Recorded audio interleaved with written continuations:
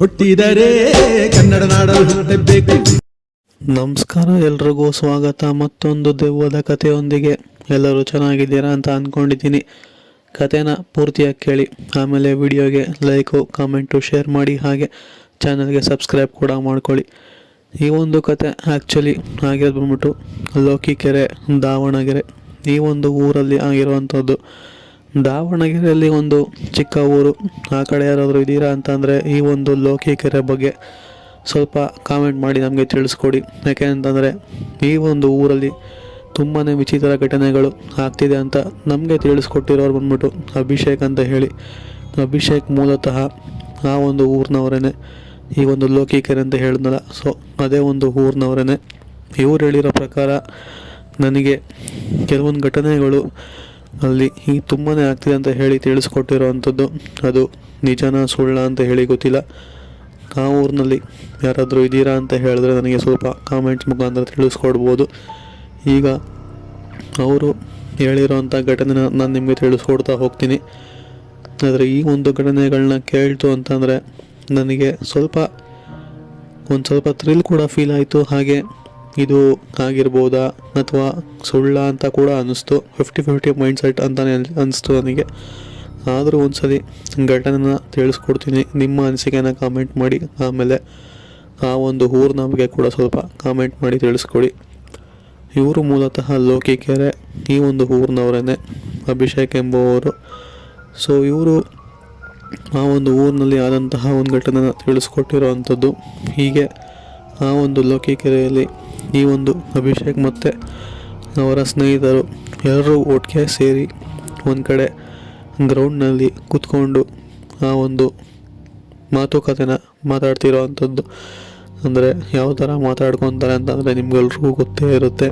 ನಾಳೆಯ ಎಲ್ಲ ಕಾರ್ಯಕ್ರಮದ ಬಗ್ಗೆ ಮಾತಾಡ್ಕೊತಾ ಇರ್ತಾರೆ. ಅಂದರೆ ಎಲ್ಲಿ ಹೋಗಬೇಕು, ಏನು ಮಾಡಬೇಕು, ಯಾವ ಥರ ನಾವು ಈ ಥರ ಏನಂತೀರ, ಸ್ವಲ್ಪ ಮಾತುಕತೆಗಳು ಗೊತ್ತಿರುತ್ತಲ್ಲ ನಿಮಗೆ. ಒಂದು ಸ್ನೇಹಿತರ ಗುಂಪಿನಲ್ಲಿ ಯಾವ ಥರ ಮಾತಾಡ್ಕೊತಾರಲ್ಲ, ಅದೇ ಥರ ಮಾತಾಡ್ಕೊತಿರೋ ಅಂಥದ್ದು.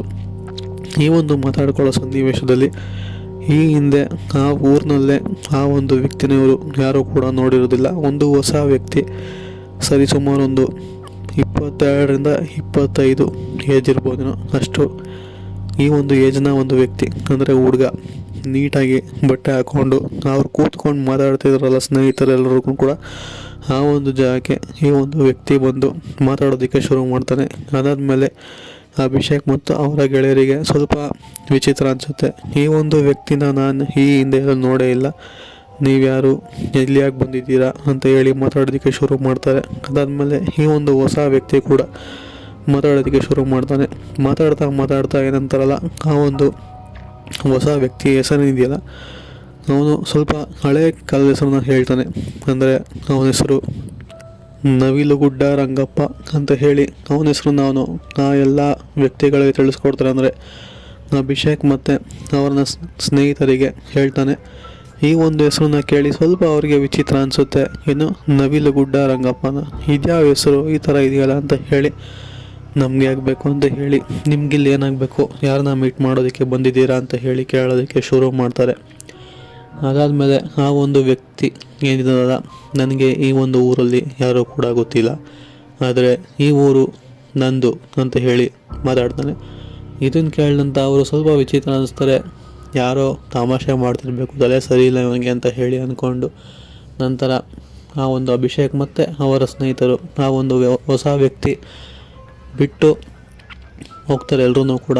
ಆದರೆ ಈ ಒಂದು ಹೊಸ ವ್ಯಕ್ತಿ ಏನಿದಾನಲ್ಲ, ಅವನು ಆ ಒಂದು ಲೋಕಿಕೆರೆ ಎಂಬ ಊರೊಳಗಡೆ ಪ್ರವೇಶ ಮಾಡ್ತಾನೆ.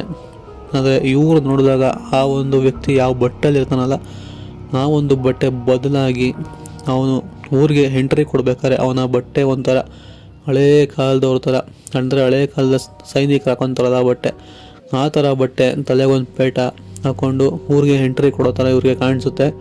ಇದೇನು ಇದ್ದಕ್ಕಿದ್ದಂಗೆ ಇವಾಗ ಪ್ಯಾಂಟ್ ಶರ್ಟಲ್ಲಿ ಬಂದಿದ್ದ, ಇವಾಗ ನೋಡಿದ್ರೆ ಈ ಥರ ಬಟ್ಟೆ ಹಾಕೊಂಡಿದ್ದಾನೆ, ಇಷ್ಟು ಬೇಗ ಬಟ್ಟೆ ಬದಲಾಯಿಸ್ಬಿಟ್ನ ಇವನು ಅಂತ ಹೇಳಿ ಸ್ವಲ್ಪ ವಿಚಿತ್ರ ಅನಿಸುತ್ತೆ ಅಭಿಷೇಕ್ ಮತ್ತು ಅವರ ಸ್ನೇಹಿತರಿಗೆ. ಆದರೂ ಪರವಾಗಿಲ್ಲ, ಎಲ್ಲ ಇವನಿಗೆ ತಲೆ ಸರಿ ಇಲ್ವಲ್ಲ, ಬಟ್ಟೆ ಚೇಂಜ್ ಮಾಡ್ಕೊಂಡು ಬಂದಿರ್ತಾನೆ ಅಂತ ಅಂದ್ಕೊಂಡು ನಂತರ ಅವರೆಲ್ಲರೂ ಕೂಡ ಮುಂದಕ್ಕೆ ಹೋಗ್ತಾ ಇರ್ತಾರೆ. ಹೀಗೆ ಹೋಗ್ತಾ ಅವ್ರ ಹಿಂದೆಗಡೆ ಆ ಒಂದು ವ್ಯಕ್ತಿ ಫಾಲೋ ಮಾಡ್ತಾನೆ ಇರ್ತಾನೆ.